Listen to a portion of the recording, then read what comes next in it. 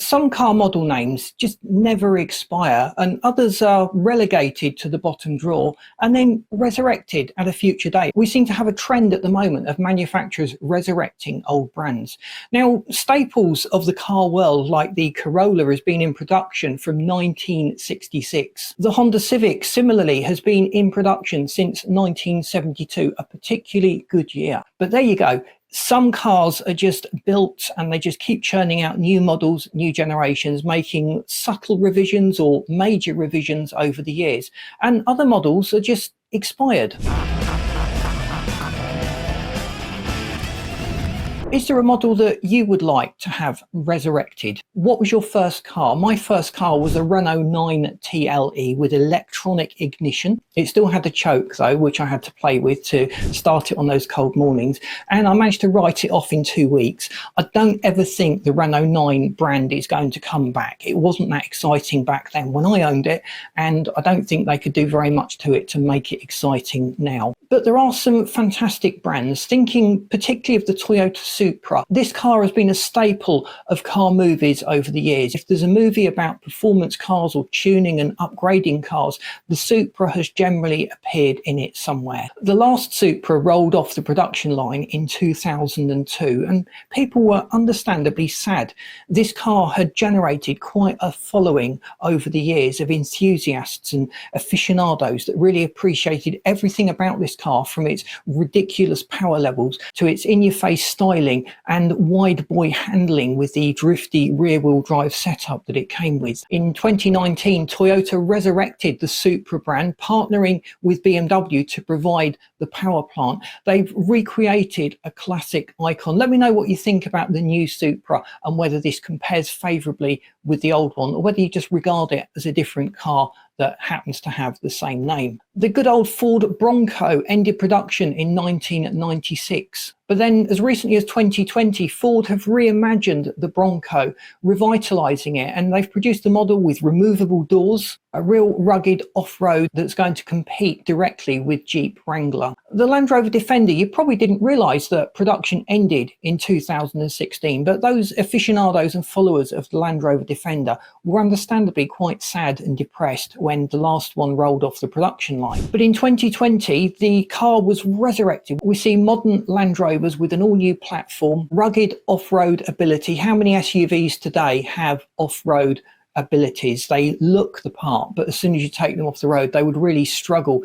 Even in reasonably mild conditions, they would struggle with the off-road capabilities, whereas the Land Rover Defender is a very, very capable workhorse, and they've retained that original boxy charm that the original had. In 2006, Honda retired the awesome Honda Integra brand, and that was loved by many. There was even a collaboration with British car manufacturer Rover that led to Rover producing a car that looked very similar to the Honda Integra. In 2022, Honda resurrected the Integra brand, creating a modern liftback. And they actually used the underpinnings from the Honda Civic to achieve this. Using a great 1.5 litre turbo engine, performance was certainly much better than most of those original Integras. Moving into Europe, we've got to talk about the Renault Alpine A110. Production of that ended in 1977. It was a much loved, fun little car. In 2017, Renault resurrected the A110 brand, focusing on the sporty, fun heritage. It kept the mid-engine layout, it had lively driving dynamics, weighs just 1,103 kilograms, and achieves 60 miles an hour in just 4.5 seconds. What are your thoughts on the new A110? The iconic Fiat 500 production ended in 1975. Do you wish it had ended there? Well, in 2007, the Fiat 500 was reimagined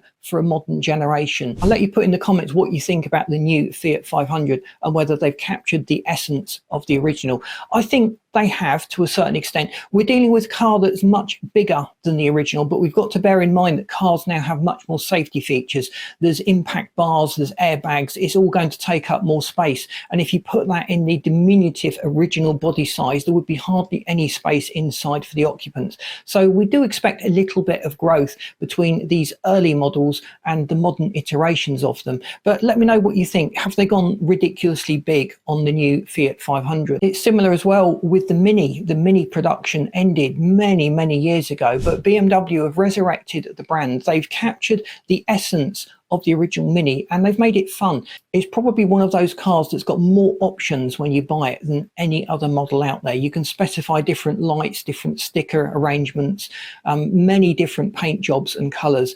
You really can customize these from the factory and create the Mini that you've always wanted. There's been various iterations, various models that BMW have done. Some of the engines were rather lackluster and had reliability issues, but some of the engines positively sparkled. And it was nice that they've resurrected the John Cooper works and produced some quality, credible, sporty derivatives of that original Mini. But again, like the Fiat 500, let me know if you think it has gone too big. The Mini ended production in October 2000 and it had a very long production run. Those 2000 Minis didn't look very different from the original Minis that you could buy in the 70s. 6 months later, in April 2001, BMW totally reimagined that classic Mini, and they were criticised by the Mini aficionados. They have managed to appeal to a new audience and they've won over some of the original Mini enthusiasts with this new design. The Ford Puma Coupe ended production in 2002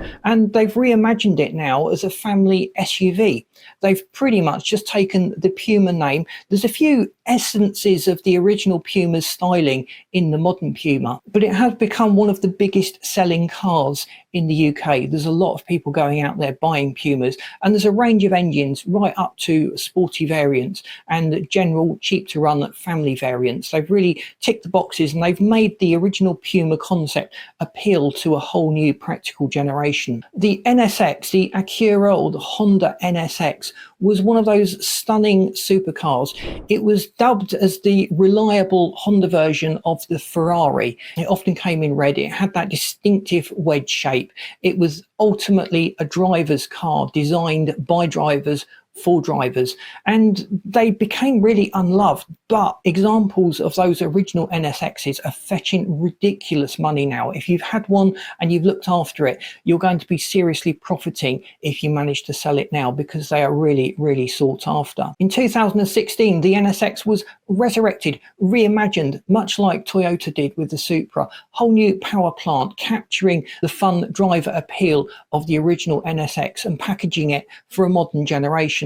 The 573 horsepower engine in the new variant propelled it to 60 miles an hour in about 3.1 seconds. We also see the Ford Capri. Back in the 70s and 80s, the Ford Capri was a bit of a joke. If you were a wide boy and a lad, you would generally drive one. You'd have a sun strip with your name, so it would be Wayne and Tracy on the sun strip for all to see, and you would have fluffy dice in it. That was the image of the original Capri. It was fun, it was rear-wheel drive, it was very hard to keep on the road, and there's very few examples that have survived, probably down to its quirky handling abilities. I remember seeing quite a few of these just falling off the road in the wet and coming to a very untimely end. But Ford have resurrected the Capri as an all-new vehicle. And please let me know what you think of the new Ford Capri, whether you think they've managed to capture the original essence of it, or they've just put a name on something new to try and appeal to those that loved the original Capri. The Renault 5 was a classic turbo car back in the 80s and 90s. Everyone wanted one. They just denoted fun. Everything about them was fun and funky. And it's been rebooted as a pure electric only model. But power on this new Renault 5 was 533 horsepower. Torque is 4,990 Newton meters. That's taking into account all of the rear hub motors. The 0 to 60 time is a fantastic 3.5 seconds, and the price tag on that is about 70 to 80,000 in your local currency. The Honda Prelude was a much loved car from my childhood. It used to be very long, have a very long bonnet, and it's been relaunched in 2025. We're looking here at the new Honda Prelude. Power output on that is 250 to 300 horsepower. It's got a turbo 2-litre inline-4 engine, and it's putting down about 366 newton meters of torque. That's somewhere between 270 and 295 pounds-foot of torque. 0 to 60 time is estimated to be about 5 seconds. They've really captured the essence of the Prelude, a performance car that is accessible for day-to-day driving, and it falls into a fairly unique market segment for Honda. We also have to mention the awesome Volkswagen Scirocco. It's a car that was around when I was growing up. Production ran from 1974 to 1992. There was a bit of a refresh in 1982, but essentially Volkswagen had created a fun coupe style car that appealed to the young driver. In fact, production was only really halted due to the financial crisis and the recession, which was damping the demand for these fun cars, and most people were making sensible choices, buying much more conventional, family oriented cars. In 2006, Volkswagen announced that they were going to re-release the Scirocco. They've taken essentially a Volkswagen Golf platform. The front end of the Scirocco is very similar to the front end of the Golf, but the back, it just looks absolutely stunning in my opinion. One of the best cars Volkswagen has ever made. The coupe styling from the original Scirocco has been mated very nicely to the Volkswagen Golf, and it uses similar engines. There's a fantastic range of engine options, and again the Volkswagen Scirocco is essentially a Volkswagen Golf, so the running costs are much lower than perhaps other fun sporty coupes that are out there. They're a little more exotic and rare. Let me know what you think about the Scirocco. Is it a massive leap forward from the original that we saw back in the 70s and 80s, or is it just something completely new that uses the old Scirocco name? The Scirocco was based on the Mark V Volkswagen Golf PQ35 platform, and in 2008's Top Gear magazine it won Car of the Year. Such was the overall package that Volkswagen have put together, making this brand new Scirocco. Why do manufacturers resurrect old brands? Well, people like cars, they get attached to specific models. Most drivers replacing a car will generally go for the same model and the same manufacturer. Let me know if that applies to you, but I certainly know that I've bought quite a few A3s over the years. I've had each generation of A3 and I've been quite happy with them through different iterations, different engines, different configurations.